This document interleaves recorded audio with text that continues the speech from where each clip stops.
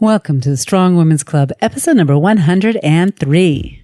This is the Strong Women's Club, where successful women share their behind-the-scenes stories of how they got to where they are today. Join us.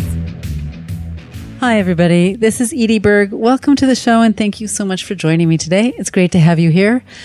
Today, I want to talk to you about some of the work that I do other than the podcast and the online conferences or summits that I've been talking about quite a bit. Today, I want to talk about masterminds. And although mastermind groups of all sorts are very popular in the world that I run in, in the online world and online business world and podcasting, I know that a lot of people don't really know what they are, haven't even heard of them before. In Israel, a lot of people have not heard of them, and I've had to explain multiple times what they are. Or they have heard of something but aren't exactly sure of what they are or how they work. So today I want to clear all that up for you. As always, any resources that I use for this podcast are in the show notes, which are also known as the blog post that accompany this audio content. You can get the show notes or the blog post on the website, which is www.thestrongwomensclub.com. Now, what is a mastermind and why should you care? Or what can a mastermind do for you? So let's first get stuck into the basics because you're going to hear these words from other people, so you may as well hear them from me first. The word mastermind was first coined by Napoleon Hill in his very well-known book from 1937, which is called Think and Grow Rich, which I actually just recently read, at least most of it, nearly all of it. It's a surprisingly relevant book to today, and I kind of blame Napoleon Hill for inventing the endless and tiresome genre of self-help books for business people and entrepreneurs, and those looking to not trade their time for money. And that's a little bit off topic though, and I do recommend the book and other self-help books, which I read quite a bit, in amongst all the other books that you're probably reading about business and entrepreneurship, balance in life and dieting and on and on. And I feel kind of a rant coming on about this subject of self-help books, but I guess we're going to leave that for another time. Napoleon Hill said that a master of minds is when a group of people get together on a regular basis to brainstorm about their problems, their businesses, etc. So that's the origin of the concept. And before I get into what it means today, generally speaking, I'll let you know right now that I'm forming new mastermind groups myself, both online groups, so you can be anywhere in the world to join, and in-person groups, meaning you need to be in Israel, preferably in Herzliya, so it's very accessible to you. If I see that most of the people from the local groups are in the Tel Aviv area, I can also meet in Tel Aviv, make arrangements to have a meeting room there on a weekly basis. Okay, so let's get stuck into it. There are many different types of mastermind groups.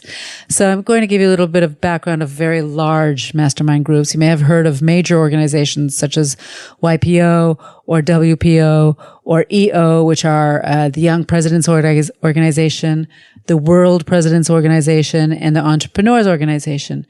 And that's basically what these big groups do. They're basically mastermind groups that you need to qualify to get into, usually having a certain level of revenue in your business, around $1.5 million of revenue per year. That's for the EO, as far as I know. And they have all kinds of benefits and events, and they're quite expensive also to join, which can be a barrier for those who don't qualify financially. But it's also a good way of weeding out the kind of people who say they want to be part of a mastermind group but aren't willing to devote not just money but time and effort, because it does take time and effort to be part of a mastermind group, and they don't want to have people in the group who are not properly committed. These huge organizations also break up into smaller groups or forums, which really are their mastermind groups. Now, on the other end of the spectrum, there are even Facebook groups that you can easily join. And you can give support there and information and get answers to your questions that you submit. Some Facebook groups you have to pay to be part of. They're premium groups. So you tend to get a lot more value from them. They're smaller and more exclusive as to the vetting process as to who is allowed in the group as compared to free Facebook groups. And other Facebook groups can, of course, be gigantic with tens of thousands of members. And even in these groups, if the rules are clear and they're moderated properly, they can be a good source of support for you. And then there's the kind of group that's kind of in the middle that I'm talking about, that I run and that I also have been a member of, have participated in, and have really benefit from in a very big way. These groups can either be free or paid, but the best groups have the following components.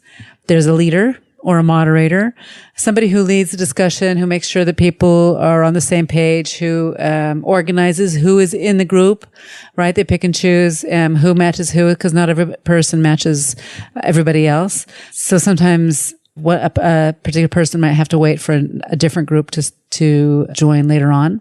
The moderator will also be sure that the time spent in the group, in the mastermind, is monitored properly and people aren't chatting. There's a very fixed structure to the time spent, and we're there in the mastermind for a certain reason and to give and to get, but not to waste anybody's time. So it's a very structured time spent together. Otherwise, it's a group of friends that could talk and talk and talk and talk and not get anything constructive done. So speaking of time spent in the mastermind groups, there's often an agenda, a very specific plan for each hour, and each group will be different. I'm happy to talk about the masterminds that I'm part of and the agendas that I like to do, but each group will be different. And the other thing is that the people in the group will have a common goal. The members may have different kinds of businesses, or they will be at similar stages in their business, but the business themselves will be different. But the goal is to show up. First of all, you have to be committed to come. You can't skip, right? You have to show up almost 100% of the time.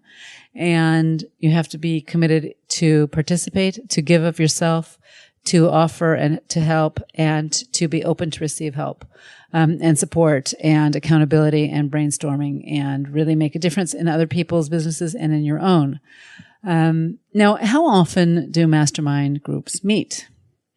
So the frequency can be whatever is best for the group. It can be weekly or biweekly or monthly or even quarterly or even just twice a year. There are some masterminds that mix, right? They can meet weekly online, have online meetings like for 1 hour each week, plus quarterly they might be lucky enough to meet in person, have a kind of a retreat or a weekend, or that might be the whole purpose. The whole model of that mastermind could be only retreats, maybe 2 or 3 times a year, a weekend or 3 days away, working intensely on your business. And they have, some kind of an online forum type of connectivity in between those meetings. How long is each meeting? Well, a weekly meeting would typically be about 1 hour or an hour and a quarter. It might be a little bit longer depending on the size of the group. And again, each group will decide what the structure is inside that hour, but they tend to be very similar from group to group. Now, what do you get from the mastermind? Why should you join? And what are the benefits to you? So first of all, there's accountability, right? So oftentimes each of us are working on our own projects or our own businesses, and we don't really have a deadline, a set deadline. There's no, we're not getting a newspaper out or something like that, or we don't have something set in stone. So things can kind of get a little amorphic and not be taken care of in a timely manner, or some things that are harder for us to do, we kind of tend to put off.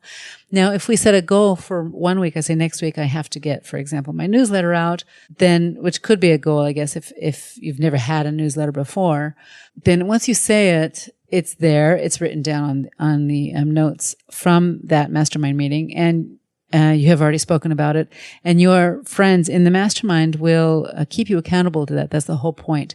So from week to week, you must reach the goals that you set for yourself. So you have to know how to set goals that are attainable, a little bit of a stretch goal, right? Nothing, something that you would normally do each week. But once you set it, you need to consistently meet it. Do what you said that you were going to do.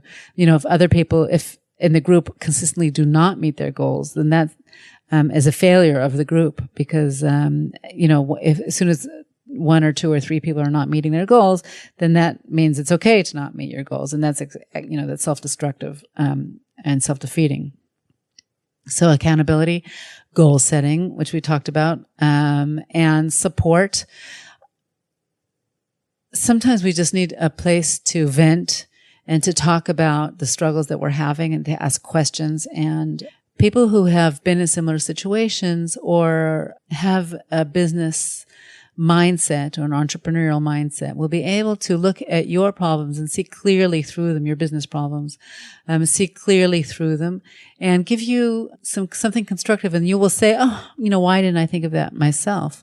It's so obvious. But oftentimes, they say that I can't remember the word at the moment, but the person who fixes your shoes, he goes barefoot, right? So, sometimes it's just difficult to see clearly what's so close to you. So, meaning your business, and then other people who are familiar with your business are your comrades in your mastermind are very familiar with what you're going through, not just your business, but so oftentimes also what's going on with you personally, because the group becomes very close. And sometimes if you had a bad week in your personal life or in your family life, then that very heavily influences your business as well. So it can often happen that people will say, I had a really hard time. I was sick, or my daughter's sick, or something, God forbid, something like that's going on. And we talk about that, and people still need to work even though they're having some kind of a personal crisis. So we try to help each other get through that time. And it really does bring people closer together. And we really do end up caring for each other very quickly and in a way that's very real. So that is another benefit that you get from being in a mastermind is a friendship and the camaraderie, and caring and being part of a group that, has your back. That group is there for you. And you are there for them. It's a huge gift to have something like that, be part of something like that when you're working. Now, you don't need to be an entrepreneur or a solopreneur, have your own business. You might be working as part of a larger organization, but you're head of a department, or you're working, you want to get ahead, and being part of a mastermind can certainly give you that push in your career forwards, to reach your goals and get your promotion and whatever it is that you're working towards. Another thing is that you get a bigger network. So the people in your mastermind will help you meet other people, right? So they'll know if you need an introduction to somebody, if this is a good mastermind, then oftentimes they will be able to provide an introduction to you somebody that you're looking for. And your network becomes instantly bigger, 10 times bigger. You have your access to all of their networks as well. And another very tangible benefit to mastermind is that you end up thinking bigger. You get out of your head a little bit. You start being able to set bigger and better goals, start reaching those goals on a very consistent basis, and things that have been unattainable to you before are suddenly easily attainable, and your goals are set higher, and you reach those higher goals as well. So you learn to think bigger and to accomplish bigger and better goals. Now, you should know that masterminds are not group coaching, right? And they're not group therapy. And it's not one-on-one business advice. It's brainstorming on your business. It's taking care of problems. It's giving support. It's a lot of accountability. But it's not therapy. And if you need one-on-one coaching, then this is not it, because you're really part of a group, part of a team. And that team atmosphere, is very important. So you can have one person that's taking charge of everything, or, one person that is kind of a know-it-all that would really be detrimental to a group. And you can, on the other hand, you cannot have one person who never says anything and doesn't contribute and always needs to be kind of prompted. Now, of course, naturally, there will be people who kind of tend to speak up to start off with, and other people who will hold back and listen a little bit, and then they'll talk. And that's fine. But you need to have kind of a balanced group, and there has to be space. People must know how to give space to the other people who are in their groups. And now, some of these mastermind groups can go on for years and years and years. And sometimes it's good to add somebody new into the group, just to add some new blood, some new ideas, right? Some freshness. But all together, if your business is growing, then all of your businesses can grow together, and you'll see you'll go from, a 5-figure business to a 6-figure business, and the sky is the limit depending on what you want in your life and in your business. Now, masterminds can definitely be put together and run for free, right? You can get friends together or business acquaintances, and say, listen, and everybody wants to be part of something like this, but might not want to pay for it. So they'll say, yes, we are committed, and yes, we want to have a mastermind, and we're each, we'll have a different person being the moderator each week. That's a common way of doing things, and there's nothing wrong with that. And it can definitely be a very successful system.